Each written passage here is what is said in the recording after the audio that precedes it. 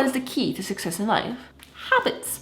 Yes, you heard me right. Most of the things that we do each day, we do it automatically without even thinking about it. So let's make sure that we're doing the things that are gonna get us where we want to be in life. So let's see how we actually create habits. So you know the feeling that when you're trying to do something like, I don't know, bite your nails, and the urge is so strong and you cannot stop thinking about it. According to James Clear, the author of Atomic Habits, there's a reason for that. He says that the habits are created through a 4-step process that he calls the habit loop. It's like a little routine your brain creates without you even thinking about it. First, there's a cue. So let's use the biting nails example. So it's like being anxious or looking at your nails. Then there's a craving, like the urge to release the anxiety. Next is the response, which is biting your nails. And the last one is reward, like temporary relief from biting the nails. But don't worry, you're not stuck with bad habits forever. By identifying the cue, craving, response, and reward, you can change that. So for example, if you want to start biting your nails, you could try changing the cue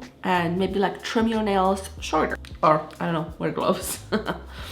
Or if you want to start a new habit like exercising, maybe think of a reward like an iced coffee after a workout, or treat yourself to a massage.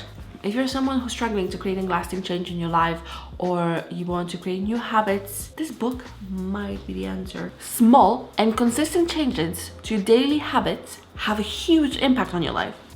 And we can create a lasting change just focusing on like small units of behavior. So how do I do that, Daria? Let me explain. James Clear calls it the 4 laws of behavioral change. The first law is to make the habit obvious. So if you want to exercise, the night before, put out all your exercise clothes out of the closet, and it'll be the first thing you see when you wake up. It will be a very clear visual reminder. The second law is to make the habit attractive. So, for example, what I do personally, on the cardio days, I do the incline walk and I watch a show. Right now I'm watching Supernatural and I'm not allowed to watch it when I'm at home. I only watch it at the gym. So that makes Fighting for Life more enjoyable for me because I get to watch that show that I really want to finish. Finally, fucking 15 seasons. And the third law is to make the habit easy by breaking them into manageable tasks. So for example, if you want to start meditating, start with 1 or 2 minutes.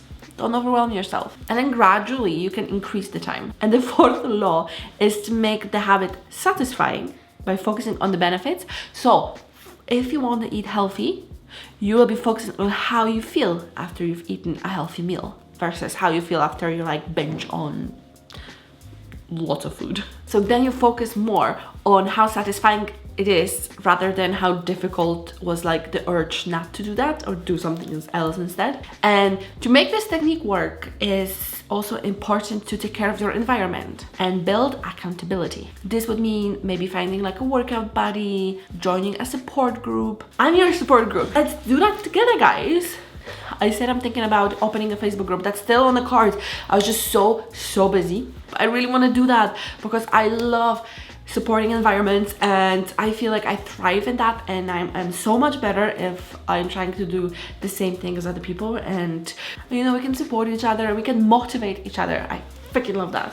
So yes, I promise I will finally do it. The most important thing is to start small and build on top of that in time. How many times you were like, oh, I'm gonna change my life, I'm gonna go to gym 5 or 6 times a week, I'm gonna quit sugar cold turkey, and you know, where did that get you? That will never work. So I have been working on my habits for a while now. Exercise have been something that I've been doing for years now, and I don't know, you might not tell because you know the way I look, but I actually do go to the gym quite frequently, but I never had a routine. I had like spurts of energy when I was going for like, I don't know, like 3 weeks, and then didn't go for a month, and you know, stuff like that. We all do that.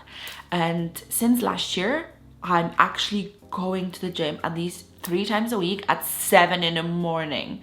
I am not a morning person at all. My whole life, I like to stay up late and sleep in. And now I'm waking up at 6:15 each day. Well, not each day, like 3 times a week.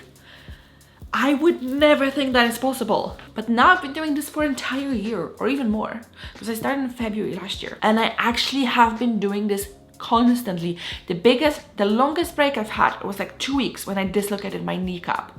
Only 2 weeks. Like, I was going to the gym when I couldn't even walk. I was like skipping on my crutches, but I still went and I still had my personal training. Like, I have videos to prove that to you. Look at that.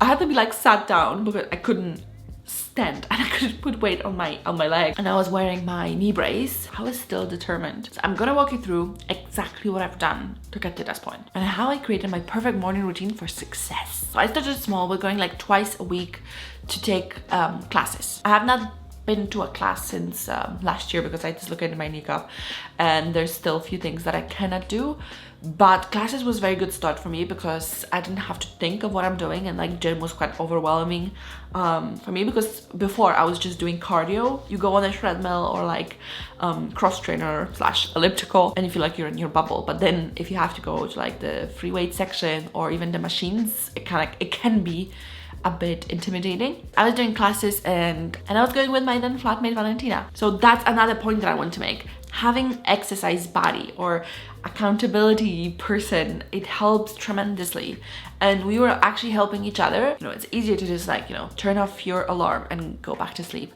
and Valentina doesn't even hear her alarms. Like, honestly, it could ring for hours, nothing. So I had to go and like physically wake her up, and then, you know, both of us would go. And you know, if I would just turn off my alarm and went back to sleep, that would also affect her because she wouldn't be able to go to the gym. So I felt responsible not only for me but for our, like, you know, deal. So that really helped me. And then when Valentina moved and she stopped going to the gym in the morning with me, she's going in the afternoons now, I still stay with that habit because I built it, and now it's like part of my daily routine. And each day I don't go to the gym because I don't go 5 times a week. I go like 3 to 4. Like, my body is so used to getting up at this time and going and have that exercise that like I physically feel the difference. I feel more like groggy and sleepy, and just like the whole day is kind of weird, and I feel tired even though I slept longer. Now I also make my exercise more enjoyable. So on my strength days, when I do like strength training, I lift weights and do all of that crap, I am listening to my favorite podcasts. And on my cardio days, I do incline walk. I do the 12-3-30